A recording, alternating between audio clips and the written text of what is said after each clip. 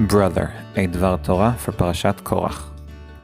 After several weeks of turning every stone for clues of my theory, I had two options to responding to Parashat Korach, the parasha that says what I have been saying openly.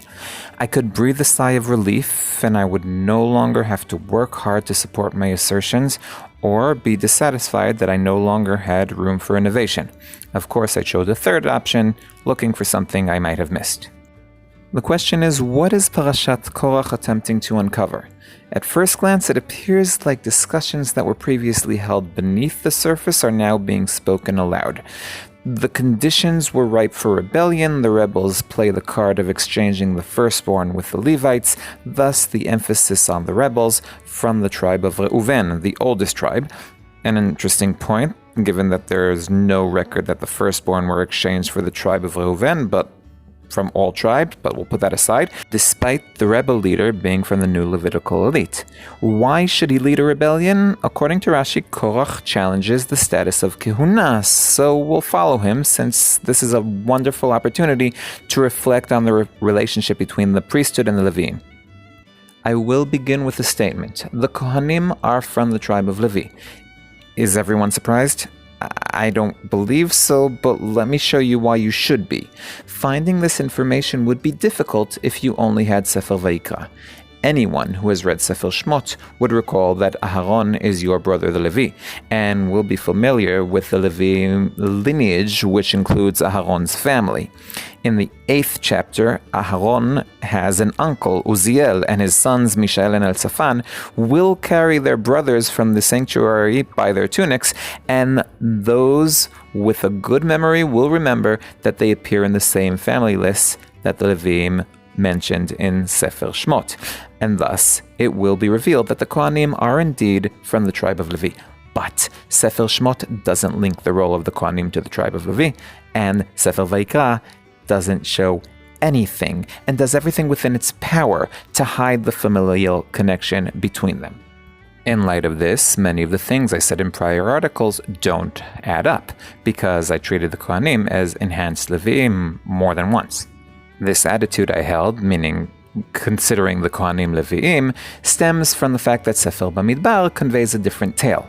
The Leviim are subservient to Aaron HaKohen and his sons. Suddenly a Kohen, Elazar, appears as the leader of the leaders of the Levitical tribe. There is a link between the Leviim and the Kohanim, thus my premise that Aaron is related to the Leviim, and thus the actions reflected from them, is a legitimate assumption. The question is, when did Aaron become a Kohen, and whether or not the assumption is not just valid but also correct. I'd like to highlight a key distinction in the interaction between the Kohanim and the Levim before and following Parashat Korach. Maybe that'll shed a little bit of light, more specifically on the turning point in Parashat Korach itself. Two kinds of sentences appear repeatedly throughout the chapters that explain the Levim and their job. Those that convey familial attachment, such as to their families and his brothers, and those that express service and even submission, such as and serve, to work, and given. More to the point, until Parashat Korach, the Leviim's relationship among themselves was one of brotherhood, while the Leviim's relationship with the Kohanim was one of subordination. This is how Parashat Korach begins. When Moshe turns to Korach, he asks, "Is it not enough for you? God chose you and all your brothers, the sons of Levi, with you." But then he adds, "to serve before Hashem." Why do you desire the Kehunah as well? Levim are brothers to Levim. But there is a chasm between them and the Kohanim. They are here only to serve.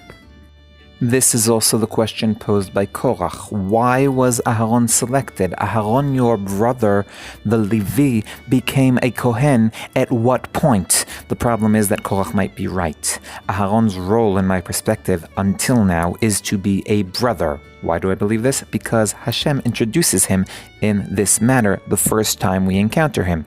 He is named Aharon, your brother, the Levi.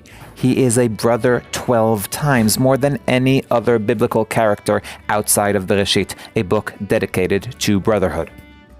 In Sefer Bamidbar, Aharon is no longer a brother or even a Levite, at least not until after the plague. This change in roles demands an explanation, maybe even a rebellion. The relationship can only be renewed in chapter 18. The Kohen is still a Kohen. The Leviim will still serve.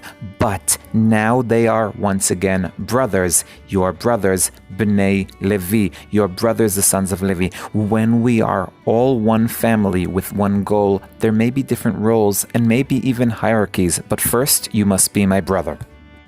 If you enjoyed this video, please subscribe or pass it on to a friend. They might enjoy it too. I am Dovi Holtz, one who loves his brothers and Tanakh.